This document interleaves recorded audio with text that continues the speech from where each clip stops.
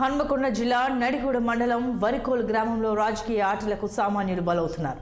గత ప్రభుత్వం ఎంపిక చేసి ఇచ్చిన డబుల్ బెడ్రూమ్ ఇళ్లలో ఉంటున్న వారిపై విద్యుత్ శాఖ అధికారులు కేసులు పెట్టారు.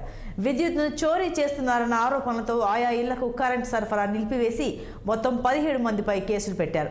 గత 3 రోజులుగా కరెంటు సరఫరా లేకపోవడంతో 105 కుటుంబాలు ఇబ్బంది పడుతున్నాయి. కరెంటు మీటర్ తీసుకుంటామని విద్యుత్ ఆఫీసుకు వెళ్తే స్థానిక కాంగ్రెస్ నేతలు కొందరు తమ దరఖాస్తులు తీసుకోవద్దని చెప్పినట్లు బాధితులు చెబుతున్నారు. బీఆర్ఎస్ పార్టీ జెండా పట్టుకుని తిరిగినందుకే మాకు కరెంటు సరఫరా నిలిపివేసి కాంగ్రెస్ పార్టీ ఎమ్మెల్యే నాయకులు కక్ష సాధింపు చర్యలకు దిగుతున్నారని ఆవేదన వ్యక్తం చేస్తున్నారు. నిన్న 10 గంటల వరకు అవి తీసుకున్నాం, కట్టినాం, అదే ఆ పైసలు మళ్ళీ ఇలా పొద్దుగాల పోలీసులు వచ్చింది. పోలీసులు వచ్చి అరెస్ట్ చేస్తాం, లేకుంటే పైసలు కట్టు అంటారు. మరి మేము కూలి చేసుకుంటే బతికేటోళ్ళం.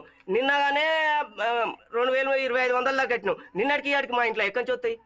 మళ్ళీ ఇలా 2000 కట్టాలంటాను. కేవలం ఇది టీఆర్ఎస్ పార్టీ ఓటేసిన టీఆర్ఎస్ పార్టీకి ఓటేసినందుకు మేము డబుల్ బెడ్రూమ్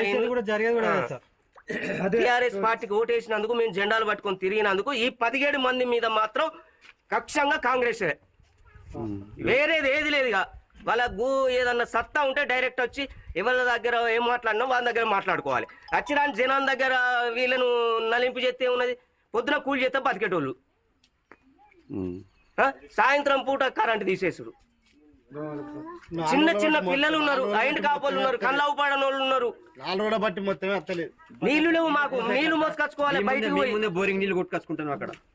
మీరు చూడండి, బోర్లు అయితే కూడా మాకు బోర్లు పడతలేవు. అట్లా నలింపు, ఒక నల్ల నీళ్లు కూడా రావు. ఎవరు ఇంట్లో ఎవడు ఎక్కడ ఉన్నాడో వాడు మాగా ఇవాళ రేపు మాకు దొరుకుతాడు. దొరికినాక చిత్త అయిపోతుంది వానికి. వాడిని దొరకబట్టే క్యారెక్టర్లా ఉంటాం మాగా.